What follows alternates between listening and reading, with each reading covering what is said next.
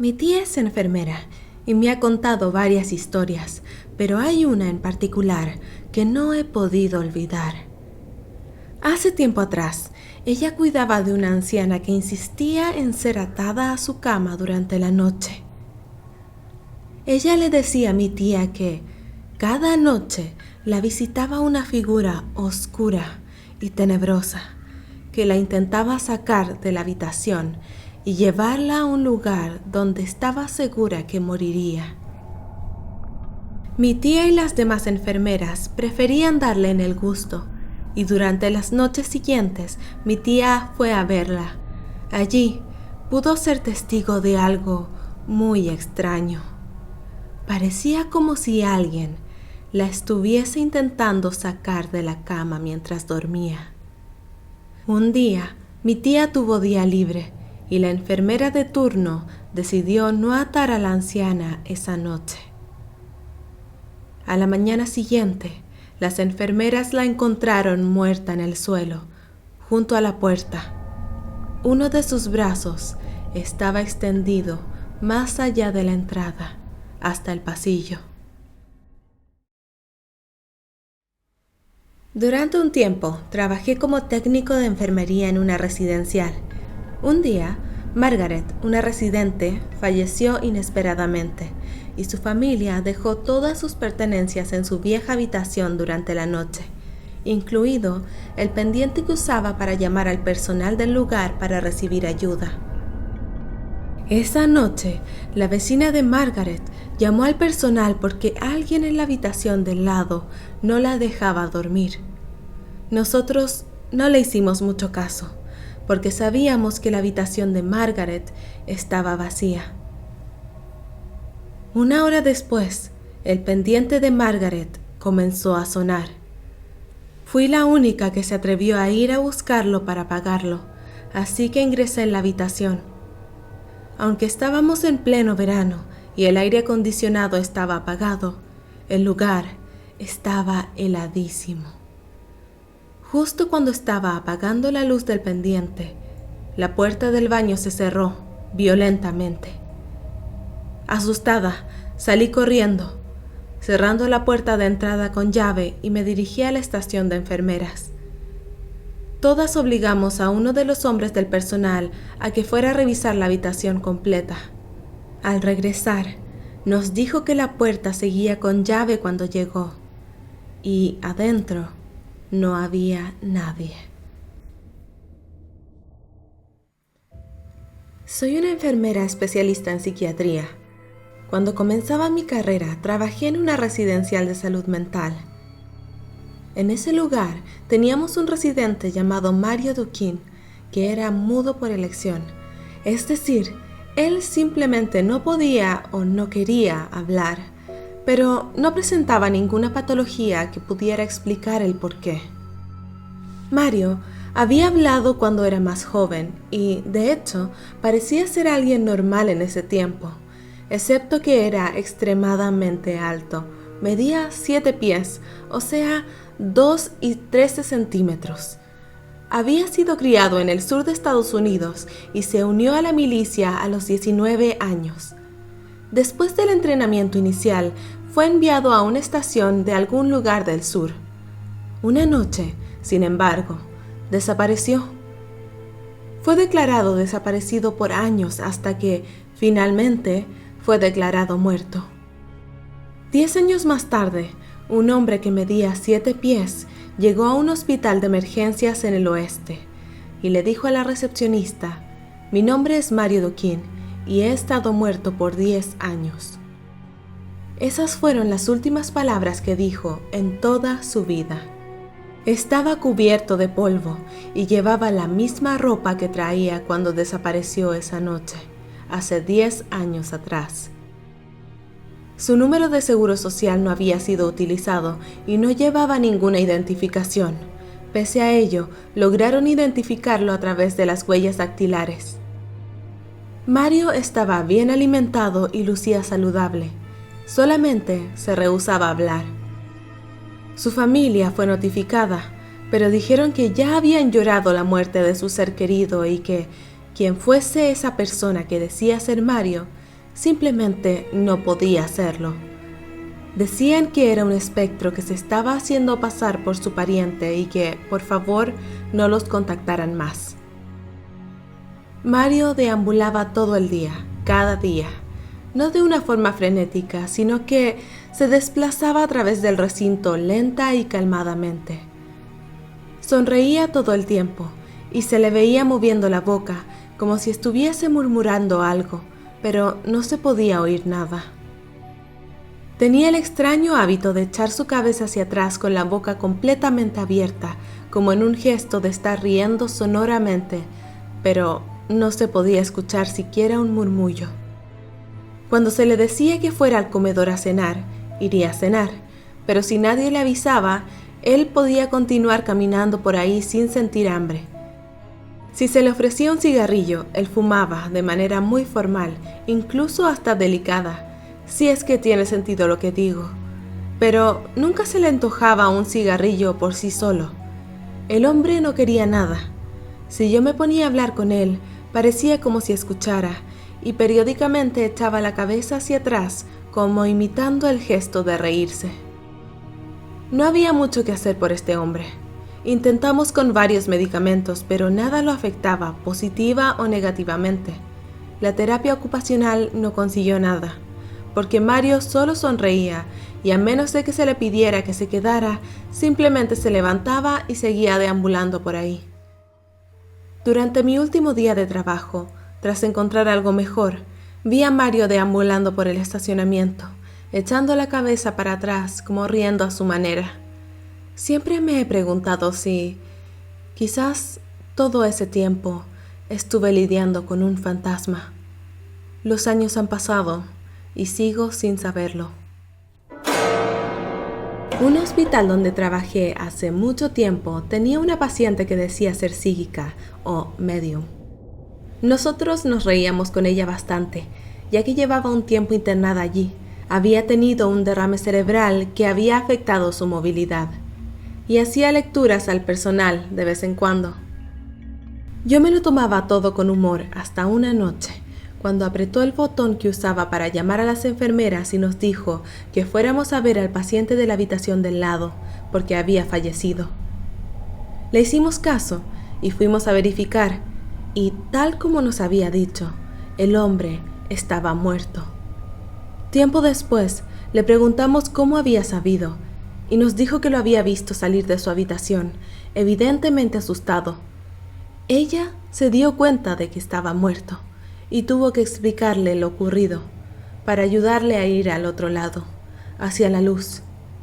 Yo soy una persona muy escéptica, pero aún así, al recordar esto, sigo sintiendo escalofríos. De todos los espacios hospitalarios a los que le tengo más temor, es a la morgue. Me parece un lugar cerrado, pequeño, agobiante, con una gran carga negativa de dolor y desesperanza. Durante una guardia, personal policial llegó con un niño de tan solo 9 años que se electrocutó. En vano se hicieron las maniobras de reanimación. No pudo salir. Se decretó el deceso, se lo cubrió con una sábana y se llevó el cuerpo a la morgue. Esperamos por el móvil tanatológico, ya que llamativamente ningún familiar apareció. La guardia siguió su curso, entre mate y mate. A eso de las 4 de la madrugada, escuchamos un tremendo grito, un alarido desgarrador que venía desde el fondo. Y luego, un golpe seco, como la caída de un peso voluminoso. Salimos todos al mismo tiempo, corriendo para el fondo, pensando en el ingreso furtivo de algún familiar. En la morgue no había nadie, solamente el cadáver del niño electrocutado, totalmente descubierto, y con la sábana tirada en el suelo. El desconcierto era general, no había explicación lógica. Nos retiramos y nadie se atrevió a aproximarse a la morgue hasta que se hizo de día. Un hombre que parecía un mendigo golpeó tímidamente la puerta de la guardia una noche. Lo atendió la enfermera, lo registró y lo hizo pasar al consultorio. El motivo de la consulta, dificultad respiratoria, tos y fiebre. El examen no me dijo mucho y pedí una placa. La técnica radiológica le pidió que se posicionara sobre el chasis y tomó la radiografía. Entró al cuarto oscuro para revelar y sintió frío. Alguien le respiraba en la nuca. La respiración se sentía muy fuerte. Ella salió rápidamente del cuarto y no encontró al paciente. Era imposible que se escondiera en algún lado. La puerta estaba cerrada con traba interior. El paciente literalmente se evaporó. Ella sintió más miedo aún y vino corriendo hacia la guardia. Llamamos a la policía ante cualquier cosa. Buscamos por todos lados y nada. Quedamos con la duda. Anotamos el cuaderno de novedades, hora 3:15. Temprano en la mañana llega el encargado de seguridad y se entera de lo sucedido. Vamos a revisar las cámaras, propone. Estamos todos atentos, mirando las grabaciones, expectantes, hasta que llega el horario estimado.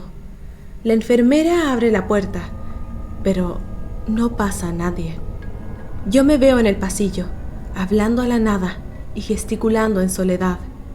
No se ve en ningún momento a otra persona. Se ve a la técnica que abre la puerta de rayos y habla, pero no hay nadie. Nos quedamos en silencio. No dijimos nada. No queremos quedar como locos. Todos lo vimos e interactuamos con el paciente fantasma. Las cámaras no lo registraron, solo nuestros ojos o nuestra imaginación. Pablo era considerado un extraño personaje. Enfermero de la terapia y nochero por costumbre. Las guardias que me tocaban con él tenían una alta tasa de mortalidad. Cuando un paciente se encuentra en estado crítico, hay algunos signos que presagian la fatalidad. Por ejemplo, la visita de la salud. El paciente está mal, moribundo, y repentinamente recupera el bienestar, amaga un fugaz mejoramiento, habla con los familiares, recuerda a personas fallecidas, y luego cambia drásticamente, desmejora y muere. Una inyección de endorfinas, dicen algunos. El otro signo es el signo de la mosca. Las terapias son habitualmente frías, asépticas. Sin embargo, cuando un paciente crítico se dirige hacia la muerte, este insecto burla la seguridad sanitaria, se infiltra en la UTI y se posa sobre las sábanas del moribundo. El destino está sellado. El tercer signo fatal era la guardia de Pablo. Se acercaba a los pacientes graves, susurraba algo en los oídos y se apartaba. Les capturé el alma para mi santo, decía, y dejaba un alfiler debajo de la almohada. Horas después, el paciente empeoraba y no se podía hacer nada. Muchos murmuraban por abajo. La jefatura de enfermería decidió investigarlo y lo apartaron del servicio por las dudas. La mortalidad bajó y Pablo, en su nuevo puesto de vacunación, no logró adaptarse. Renunció unos meses después. Un día nos enteramos que se suicidó. La vida en la terapia continuó igual, con pacientes que se recuperaban y otros que fallecían. Una noche controlaba la evolución de un moribundo. Repentinamente, una puerta se cerró. No había nadie cerca. El monitor me indicó que el paciente ya había fallecido. Los enfermeros se aprestaron a desenchufar los aparatos. De golpe, me llama una de las enfermeras. «¡Doctora! ¡Rápido, venga!». La noto nerviosa y asustada.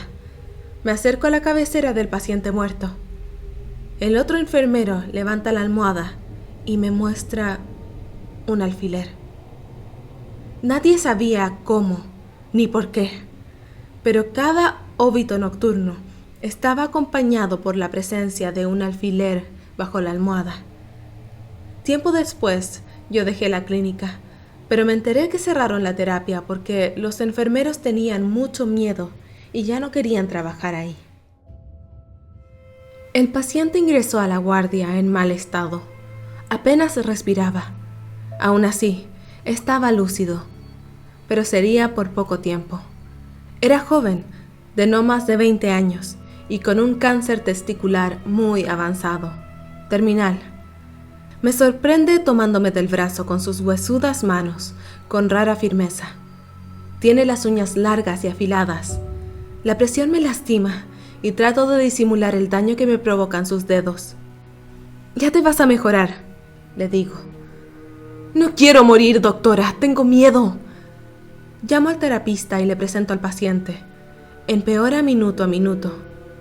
«¿Qué dices, Horacio? ¿Qué podemos hacer?» «Está agónico. No se puede hacer nada».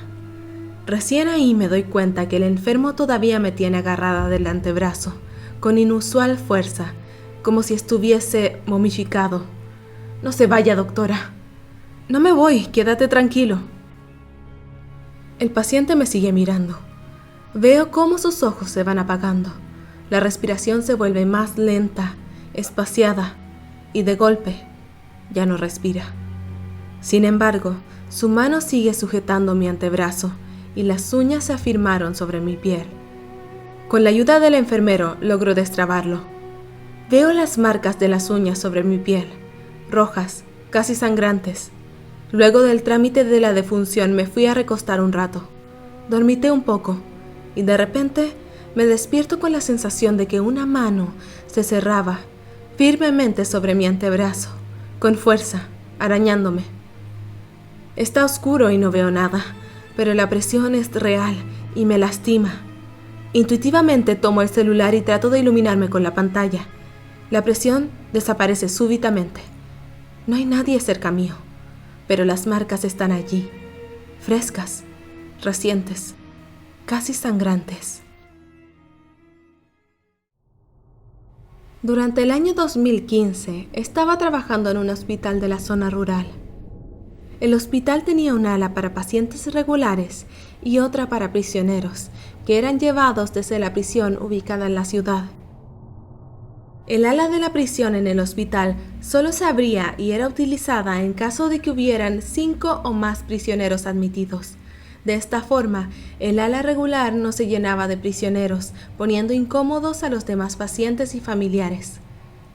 Trabajaba allí en el turno de noche, de 7 p.m. a 7 a.m., y ya que el hospital era pequeño y rural, no habían familiares caminando por allí durante la noche, lo que sí ocurre en hospitales más grandes. Como sea, teníamos nuestro laboratorio donde llevábamos las muestras de sangre. Si tenía tiempo durante mi turno, solía ofrecerme a llevar muestras y otras cosas para ayudar al personal de allí. Había momentos en que tenía que correr al ala de prisioneros, sola, para recoger medicamentos u otros implementos. Y las pocas veces que fui, sentía escalofríos. Había algo en el aire y en la vibra que me daba miedo.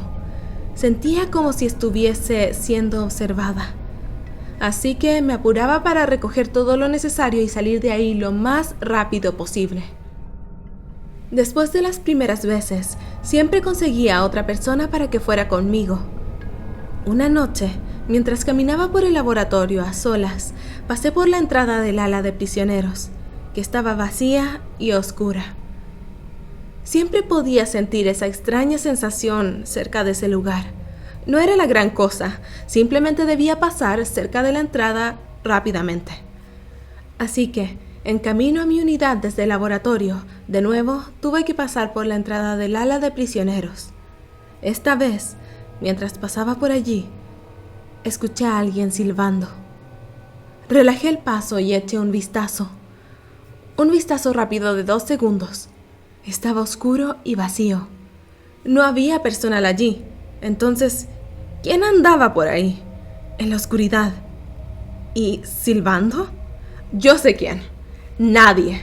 Entonces corrí rápidamente de regreso a mi unidad y le conté a un par de compañeros, quienes me creyeron, aunque nunca habían experimentado por sí mismos algo así en el ala de prisioneros. El siguiente suceso ocurre meses después, durante el verano, cuando nuestro número de pacientes baja significativamente y solo viene gente local. Nuestra unidad tenía 20 camas, pero esa noche teníamos menos de la mitad de pacientes. La unidad solo tenía una entrada y una salida. Cuando entras a la unidad, que tiene forma de óvalo, la estación de enfermeras está directamente frente a ti, y tienes las salas de pacientes a tu derecha y a la izquierda. Cada lado es un pasillo con 10 cuartos y también hay una estación de enfermeras al fondo. Cada cuarto tiene un frente de vidrio, como salas de unidad de cuidados intensivos, así que puedes ver hacia adentro cuando la cortina está abierta. Los cuartos vacíos siempre tienen la cortina abierta, y la mayoría de los cuartos que están ocupados son mantenidas cerradas por privacidad. Esa noche, los pacientes fueron enviados a las habitaciones más cerca de la unidad de entrada.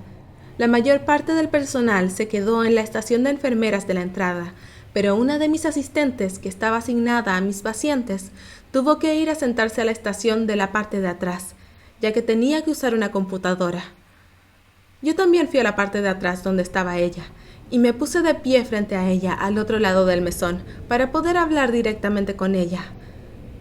Mientras estaba allí de pie, podía ver las habitaciones de pacientes vacías por encima de su cabeza. Estábamos conversando las dos cuando tuve que parar, y estoy segura de que me detuve en la mitad de la oración, con la boca abierta. Fue ahí cuando vi a un hombre, con túnica de paciente, caminar desde una de las habitaciones a otra. Lo vi, realmente estaba ahí, y sabía que esas habitaciones estaban todas vacías. La asistente miró mi rostro y empezó a gritar asustada. ¿Qué? ¿Qué pasa? Y saltó, pensando que había alguien detrás de ella. Le dije, no con mucha calma, que había visto a un hombre en la habitación 113. Fui a contarle a las demás enfermeras. Ellas revisaron si había algún paciente olvidado en esas habitaciones, pero no había nadie. Seguimos hablando de ese tema durante toda la noche, un poco asustadas, y pocas horas después, una de las chicas del aseo nos escuchó hablando y nos contó que cada vez que iba a limpiar el ala de prisioneros, podía escuchar a alguien silbando. Esto me dejó en total shock, porque validó mi experiencia pasada. Espero que te haya gustado este nuevo relato de la Dama Negra. Si te gustó este video, por favor, compártelo con todos tus amigos y suscríbete vendiendo tu alma haciendo clic en el botón suscribir.